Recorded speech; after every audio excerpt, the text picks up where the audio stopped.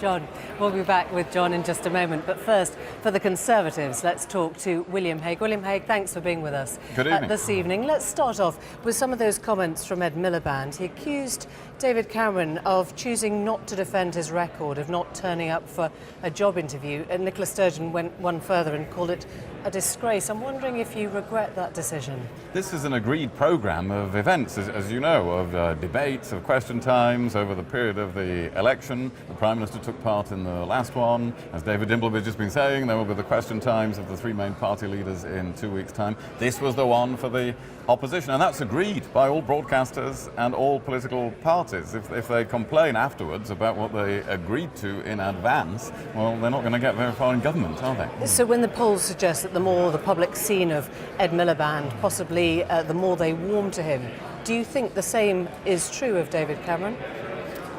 Certainly people warm to him when they meet him and hear him, and they can do that on the television every day throughout this election, and people are seeing him all over the country. But this debate was very specifically for the opposition parties, and I think what we saw was that them in any combination in a majority in the House of Commons would be a coalition of chaos, because two of them want to break up the country, most of them would bankrupt the country, and the consequences of the higher spending, higher debt, higher taxes that they would all bring in would be very serious for jobs and businesses across this country. It sounded as if Nigel Farage was making overtures to the Conservatives when he responded to that last question. Have those conversations taking place, and are you accepting that might be a premise? There are no such conversations. We are working for a Conservative majority. We're only just over 20 seats short of the majority from the last election, so that is our objective. Of course, a Conservative majority. There aren't any discussions with the other parties, but you did see here the interesting relationship between Labour and the SNP.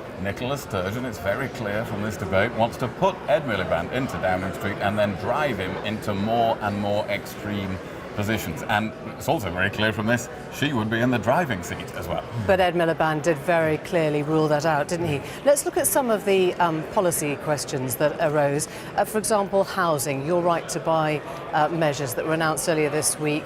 Ed Miliband said that there was no money for it and it would bring social housing stock down. It would water it down, in essence. Well, there was Ed Miliband talking about housing and claiming there isn't enough housing. More council houses have been built in the 5 years of this government than in the whole 13 years of the previous Labour government. You would never have thought that from what he was saying. And of course the policy that we have of allowing people to buy their homes means money would go back into the provision of more homes in the future. We're building more houses in this country now than at any time for 20 years. Again, that didn't happen under the last Labour government. Okay. So the good record is there under this government. Let me put to you Nigel Farage's comments on defence. No one thought that a Conservative Prime Minister would run down the British Army like this.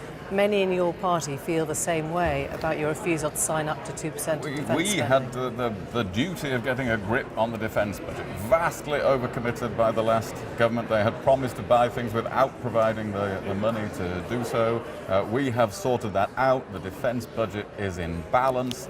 We're committed to a major programme of defence procurement of equipment over the coming years, and no further reductions in the size of the regular armed forces, and of course to renew the nuclear deterrent. And again you saw how the SNP all the time would be pressing Labour for weaker defences. There was an Ed Miliband Labour government with the SNP holding the balance of power. And I know you say Ed Miliband has ruled that out, but that is the position he would be stuck in. He can rule it out as much as he likes, but that's what he would be dependent on. Let me briefly put to you one of the questions that was asked to the panel. Public services have been put at risk by greater immigration. You famously missed your target. Would you agree with that premise?